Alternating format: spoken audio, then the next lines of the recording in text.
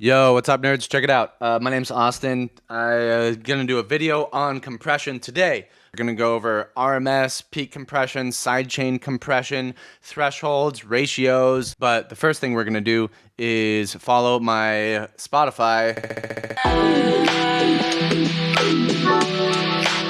Middream on Spotify. Fucking take a listen, check it out. There's a bunch of great songs on here. I think I'm the #1 charting artist on Spotify right now. I think I am. Yeah, so welcome to it's basically my the first thing I'm going to show you is compression on a full track. I'm going to drag in one of my own tracks. It's called Cognition. It's a part of the album that I released maybe like a month ago. Really healthy looking waveform. As we look at this waveform, you see at the bottom we have like a good amount of like peaks and a good amount of dynamics in here. You know, I'd say this is a healthy looking waveform. This is a good waveform. As we look at this, notice we have our peaks and we have our valleys. So as we listen, check it out. So you can see clearly the percussion comes in through the top. You see the peaks of the percussion.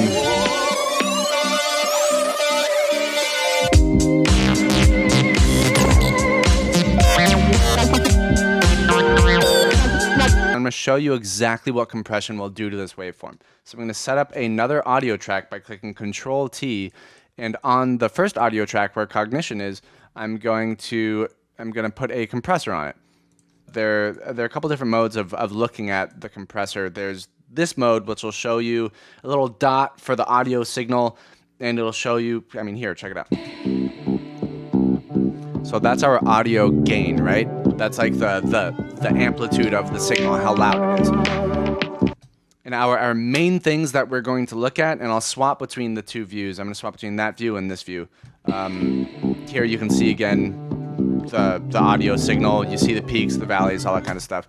And our main two things we're going to be looking at, our main two parameters in this compressor are going to be the ratio and are going to be the threshold. Everything else is kind of secondary to those two, kind of based upon those two, and everything else will follow what you set within those two. They kind of work in conjunction with each other. So we take our threshold, which in this view it's right here, and in this other view it's right here. We're going to take our threshold and we're going to lower it. See what's happening to this yellow line right here? As the threshold dips into the audio signal level, the yellow line starts to dip, and it shows you what's going on there. Now, when the threshold and when the audio starts passing the threshold that we set, the threshold is a volume level. It's a volume level threshold. So what you're actually doing is you're saying, hey, the audio can potentially reach maximum volume. Right? That's where the threshold starts on a compressor, maximum volume. So you're not going to get too much action if the threshold's set at 0 decibels. As you creep quieter and quieter, the audio is more likely to pass through that threshold, right? So right now we're at negative 19.2 decibels. So watch what happens. So you see when the audio passes over the threshold, the compression is going to start happening. Now, if I take the ratio down to 0, the compression becomes null. Our yellow line right here is what's called our gain reduction. It's our gain reduction line. And over here, it's shown by this gain reduction meter right here. So if I press play, so our gain reduction is 0 right now because we've set our ratio to 1:1. Now, what's actually happened between the threshold and the ratio, as the audio gets louder than where we set our threshold, the compressor then asks, okay, what's our ratio? That's when our ratio comes into play. Now, at a 1:1 ratio, for every 1 decibel that the audio gets louder than our threshold, then it gets louder by that many decibels at the output. That's a 1:1 ratio. It comes in and it's louder than the threshold by 1, so it goes out at a 1, right? Now, if you have a 2:1 ratio, let's say it comes in and it's 2 decibels louder than the threshold. Instead of being 2 decibels louder on our output, like we would have if it were uncompressed, it's going to be 1 decibel louder than the threshold at the output level. So it essentially is squashing our input depending on where our threshold and our ratios are set. So let's say the audio is 6 decibels louder than the threshold. We set the threshold to -20, and the audio comes in and there's a peak at -14. Now, what the compressor is going to do is it's going to squash that audio. So instead of being -14 decibels at the output, it's going to be -17 decibels at the output. So it's going to make it quieter. Now, we can see this visually. That might work a lot better for some of you. We can see this visually here. So what this yellow line is our gain reduction. This is how much the potential volume is being lowered. So it's getting quieter as the yellow line dips downward. Check it out. And as our ratio is at 1:1, no matter where we set the threshold, the compressor is effectively bypassed completely. So check it. Right? We can set our threshold anywhere we like, and it's not going to do anything. Because as it comes in, and no matter how many decibels above the threshold, that's how many decibels our output is going to be. Now, as we increase our ratio,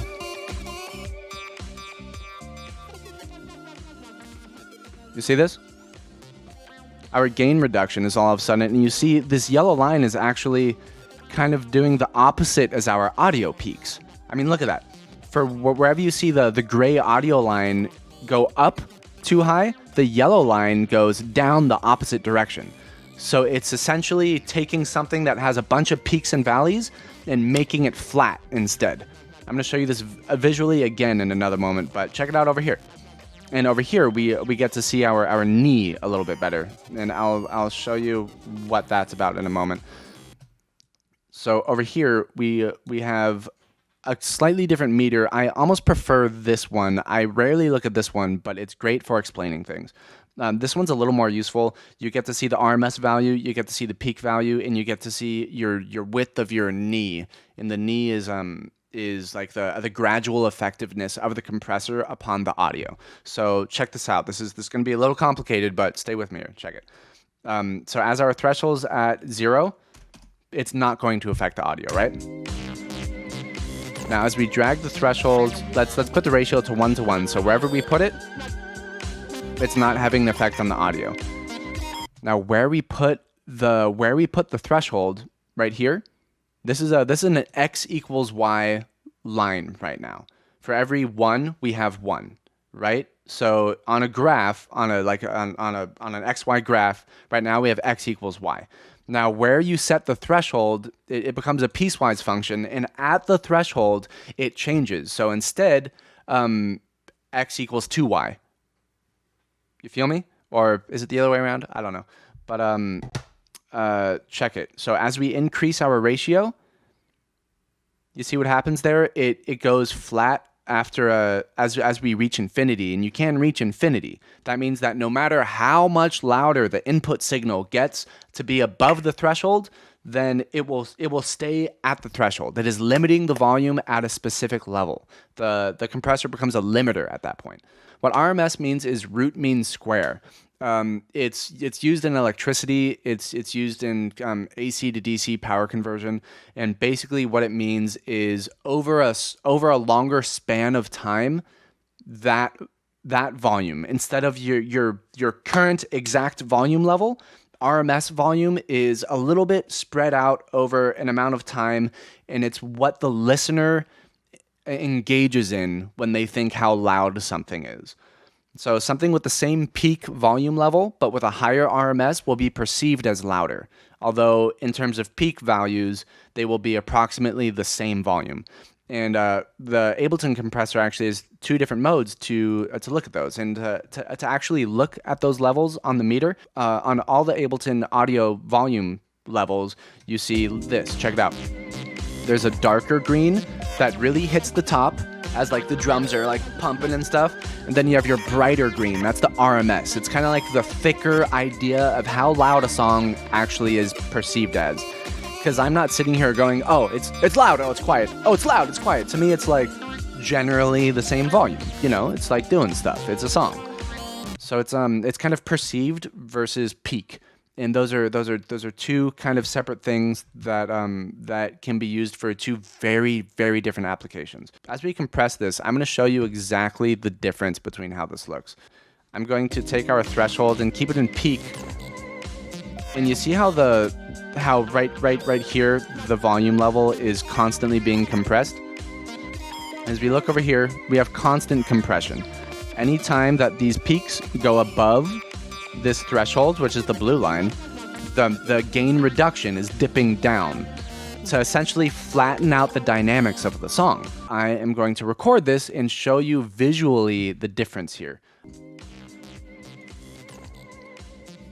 As you look at this, you see over here, we recorded like the first bit of the audio, right? So you see on the recorded one, it's a lot of the dynamics have been reduced, and there is a slight sliding scale to how quickly they will reduce the dynamics. That's kind of dictated by the attack and the release.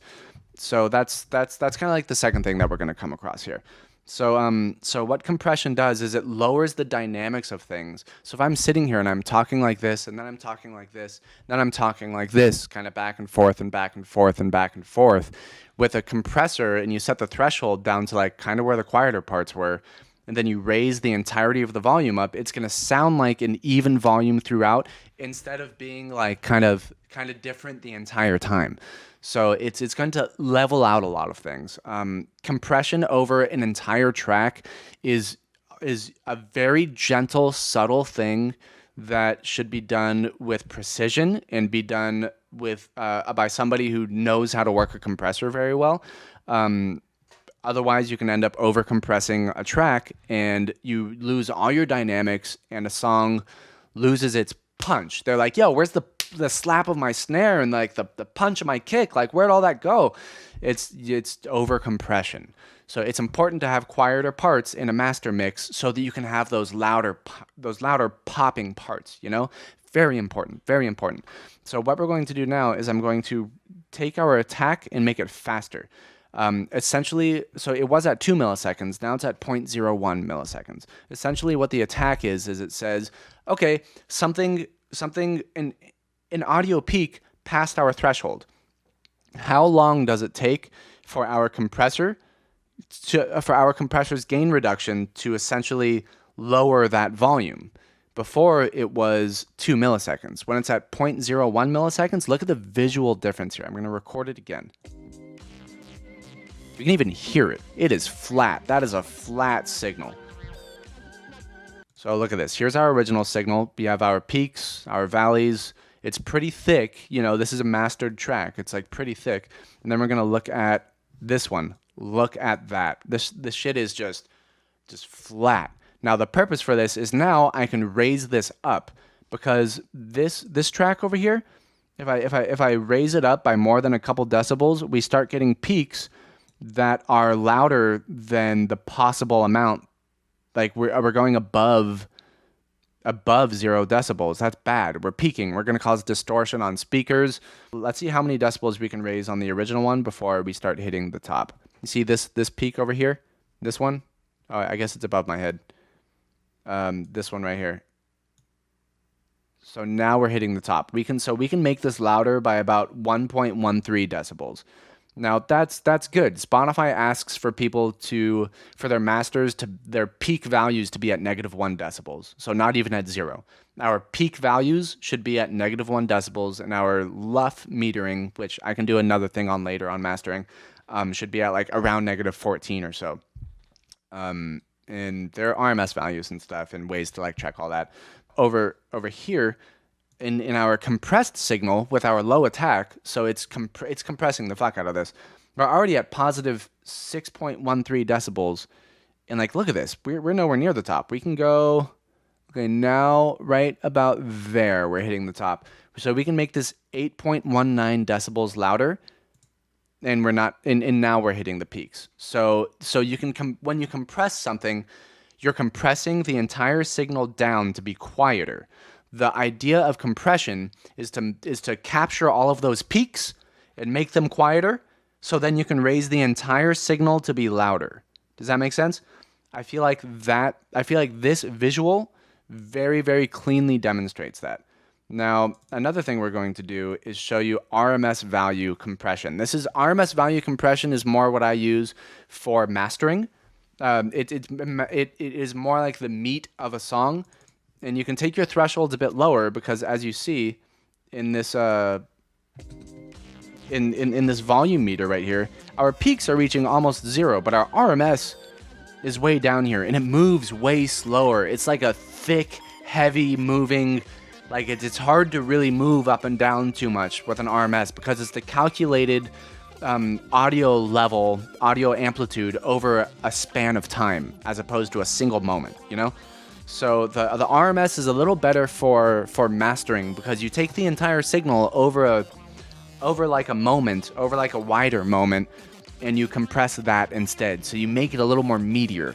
Whereas the peak compression is all about capturing your peaks and what you're doing with your peaks. So think percussion, think so up next, I'm going to show you sidechain compression. So check it out. I've got a whole system over here, and you'll see it in a moment, where all of my audio comes in separately. And now my kick comes in separately. Like, look at this. Check, check, check, check, check, check, check, check, check, check, check. And then a whole bunch of other stuff, you know? So I've got a recording bay here, and we're gonna record a song. Check it out.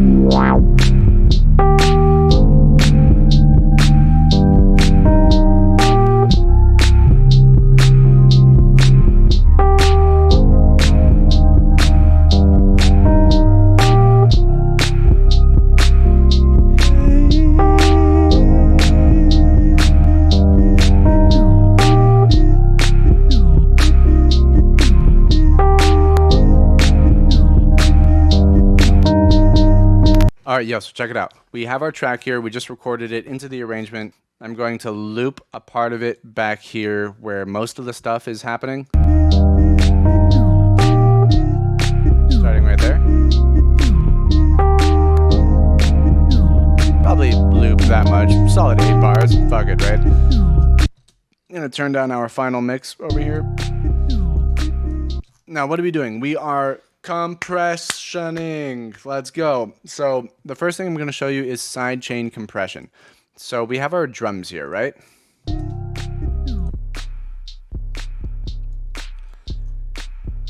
So look at that. Look at that. Great stuff. Great stuff. So what I'm actually going to do is make a secondary drum track. This is a little bit tricky because I did difficult drums on purpose. So anybody out there will be able to find this video and use the terms here to sidechain compress their stuff where otherwise it might be difficult. So check it out. What sidechain compression is you take something like, especially in dance music, you take this synth line. Check it out. Right? A lot of bass in that.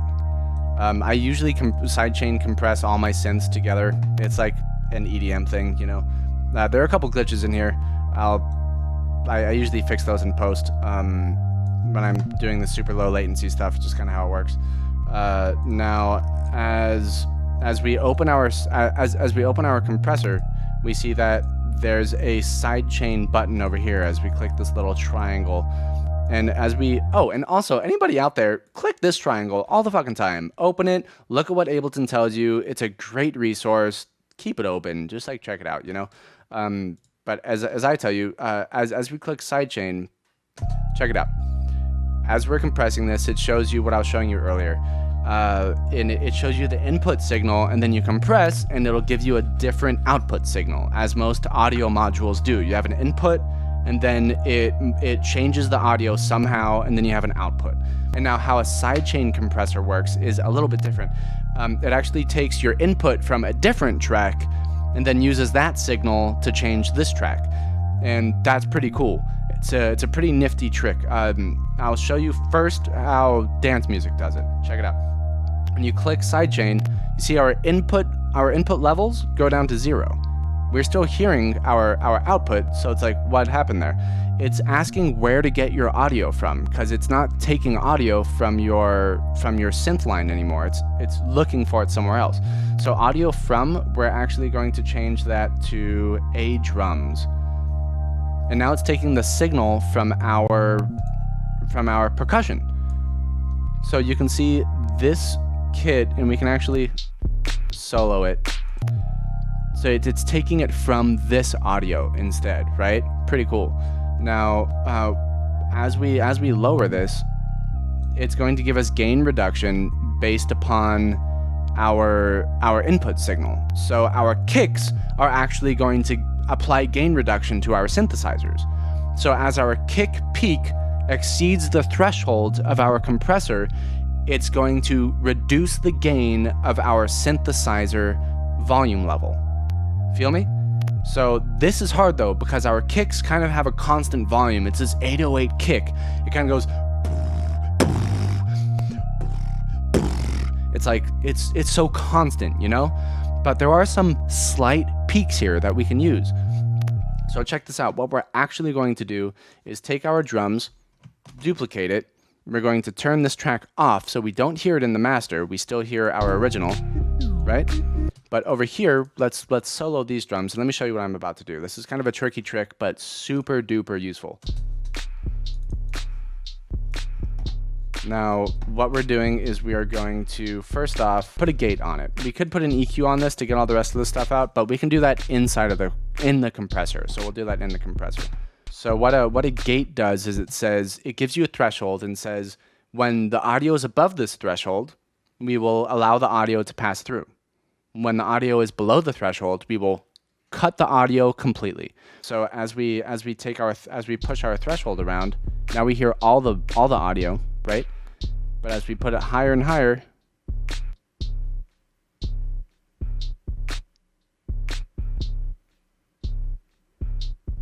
this is great.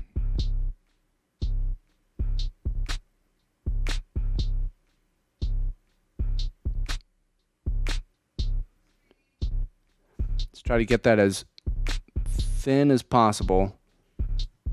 We've essentially soloed in on only the kick, right?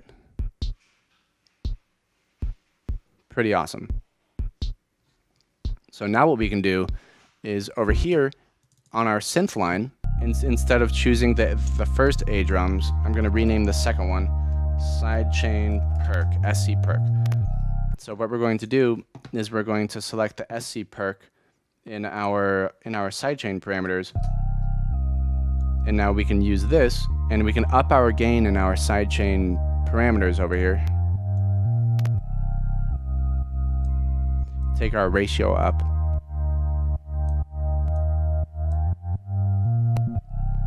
You hear the audio going away? So this means that when we compress them together, there will be room in the mix for both of them, because they both are taking up a big part of the bass. They're both taking up a big part of the sound, a big part of the song. There's a lot of the RMS values are going to be from the synth and from like the meat of the percussion, you know, like specifically the 808 kick, this bass kick that's like really riding and really constant, you know. So so this way we make room for both of them in the mix. You can also use this technique for vocals. So like when somebody's talking or somebody's singing, the background audio will become lower. Even in specific frequency ranges, the audio will become lower and reduced to make room for other parts of the mix, like vocals. Or maybe you do it for a guitar solo or something like that, you know? Great technique. Sidechaining is not only for kicks, it is for everything. You could sidechain bass instruments to other bass instruments. Pretty much anything in the same frequency range, to sidechain them to each other, to give them like a tiered level of importance. Like, oh, they're the same volume level, but if both of them are playing, this one takes precedence and this one reduces in volume. And you can have it automated with sidechain compressors all over your mix. It's awesome. So check it out. When you hear both of them together, then we turn off our compressor. Feel me? See that? Hear that? Now we really hear the kick coming through.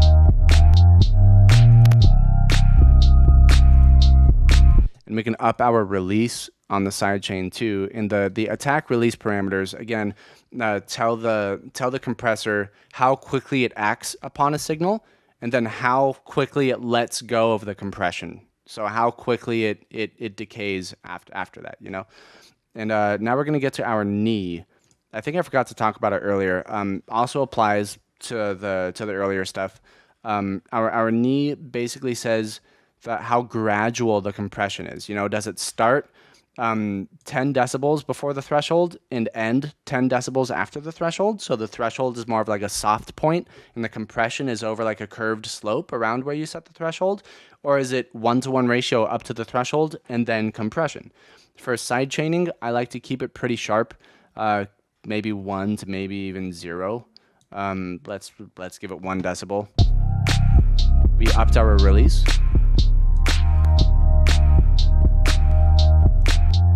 So you can look at our gain reduction. This is the lessening of volume. And you can see our master output right here on the compression. And in a sense, that's pretty much it. I really appreciate all y'all today. You are really awesome. Go ahead and give me a follow. I stream on Twitch. I do the things. Don't follow my Twitter. Instagram's okay, I guess. I'm on Spotify. Fucking follow me. I appreciate you. If you want to see some more stuff, leave me a comment. You rock. I'll fucking see you later. Peace.